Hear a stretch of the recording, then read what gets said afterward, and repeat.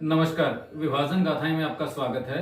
विभाजन गाथाएं के कल के भाग में हमने बात की थी उर्वशी शर्मा जी के संस्मरण की, जिन्होंने बताया कि किस तरह से उन्हें पाकिस्तान से भारत आना पड़ा और उस दौरान जो पाकिस्तान में मुस्लिमों और हिंदुओं के बीच में आपसी सौहार्द था, उसकी अनुपम छटा उनकी बातों से झलक रही थी। आज हम बात करेंगे वीणा शर्मा जी के संस्मरण की उस एक दिन की दहशत। 15 अगस्त 1947 का वह मंजर वीणा शर्मा के मन मस्तिष्क से अभी भी मिटा नहीं है। जवाहरलाल नेहरू विश्वविद्यालय दिल्ली से पीएचडी करने के बाद स्वयं अध्ययन करके वेदों में दक्षता हासिल करने वाली वीणा शर्मा ने देश विदेश में अनेक जगह भारतीय संस्कृति पर, वेदों पर, उपनिषदों पर प्रवचन करके भारतीय संस्कृति का प्रचार प्रसार किया है और उसकी महत्ता के बारे में दुनिया को बताया है। इतना ही नहीं, सन 2004 में प्रकाशित उनकी पुस्तक Kailash Mansarovar the sacred journey बहुत चर्चित रही है। उस समय पाकिस्तान के बाकोली कस्बे से उनका परिवार भारत कैसे पहुंचा, इसकी मार्मिक दास्तान वह अपने शब्दों में बताती हुई कहती हैं।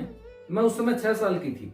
मेरे माता पिता, बड़ा भाई और एक छोटी बहन, हम सभी अविभाजित पंजाब के पश्चिम हिस्से में स्थित बाकोली कस्बे में रहते थे। यहाँ बड़ी दोआब नहर रावी नदी में समा जाती थी। मेरे पिता यहाँ हेडवर्क्स में एग्जीक्यूटिव इंजीनियर थे और यहाँ उनकी नियुक्ति 3 साल पहले हुई थी। मेरे माता पिता के अतिरिक्त हमारे घर में काम करने वाले बहुत से अन्य लोग भी परिवार की तरह ही रहते थे, जैसे चौकीदार, माली, बेलदार, अर्दली आदि।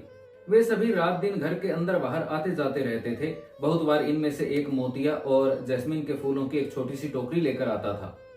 इन फूलों से मैं हार बनाया करती थी। कभी कभी वे बकरी के दूध में भिगोकर रुई के फाहे हमारी आंखों पर रख जाते थे, क्योंकि यह माना जाता था कि इससे आंखों की रोशनी बढ़ती है। इसी तरह वे कई बार गायों के ताजा दूध की सीधी धारें हमारे मुंह में डालते थे।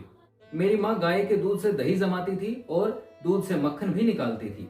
इससे बनी लस्सी को काम करने वालों में बांट दिया जाता था। माँ आकर इन लोगों की मदद से गर्मियों में हिबिस्कस फूलों से शरबत भी बनाती थी। इस छोटे कस्बे की छोटी सी जिंदगी और यही दिनचर्या थी।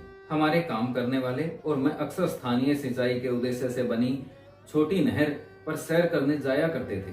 कई बार किश्ती में भी जाते थे और हम में से कुछ तैराकी भी करते थे। इसके अतिरिक्त पिताजी के पास एक पुरानी कार भी थी, जिसका इस्तेमाल वह अपने दौरों के दौरान करते थे। कभी कभी घूमने फिरने के लिए परिवार के सभी लोग कार में बैठकर लाहौर भी जाया करते थे, जो हमारे कस्बे से करीब 50 किलोमीटर दूर था।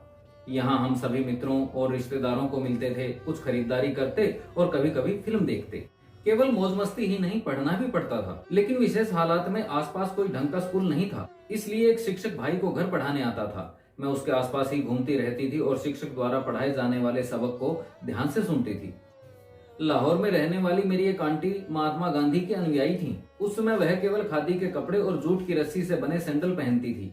उन्होंने मेरे मन पर गहरा असर छोड़ा था। उन्होंने ही मुझे देशभक्ति का पहला पाठ पढ़ाया था और सारे जहां से अच्छा जैसे देशभक्ति के गीत भी सिखाए थे। उन्होंने गांधी, नेहरू और सुभाष चंद्र बोस के बारे में बताया और कहा, वो दिन अब दूर नहीं जब अंग्रेज यहाँ से चले जाएंगे और भारत आजाद हो जाएगा। मेरी आंटी और मेरे माता पिता शायद यह नहीं जानते थे कि जब आजादी मिलेगी तो जिंदगी कितनी बदल जाएगी।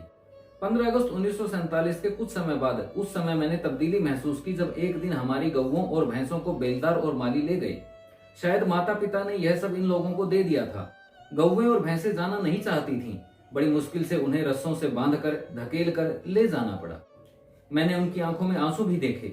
हमारे परिवार में मेरे भाई के लिए एक घोड़ा भी था, उसे भी किसी को दे दिया गया। मेरे लिए यह जानना बड़ा मुश्किल था कि यह सब क्या हो रहा है, क्योंकि हमें सब कुछ नहीं बताया जा रहा था। शायद हमें अप्रिय घटनाओं और उनके प्रभाव से बचाकर रखने के लिए। इसके बाद तुरंत एक रेलवे वैगन में हमारे घर का सारा सामान रखा गया। मुझे बाद में पता चला कि मेरे पिता के नीचे काम करने वाले कर्मचारी उन्हें बार बार यह जगह छोड़ने को कह रहे थे। उनका कहना था कि अब यहाँ रहना हमारे परिवार के लिए सुरक्षित नहीं है।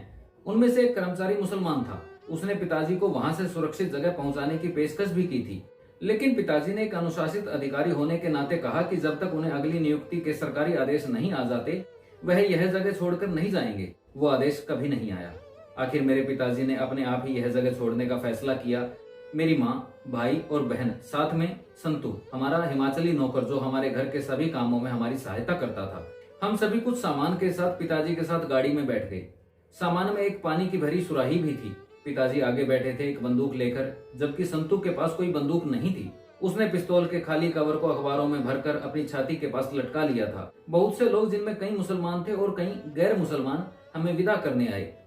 कई साल एक दूसरे के सुख दुख में शामिल रहे। इन लोगों को फिर हम कभी नहीं मिल पाएंगे, यह नहीं जानते थे। ये था उस एक दिन की दहशत का पहला भाग। दूसरे भाग के साथ कल मिलेंगे। अनुमति दीजिए। नमस्कार।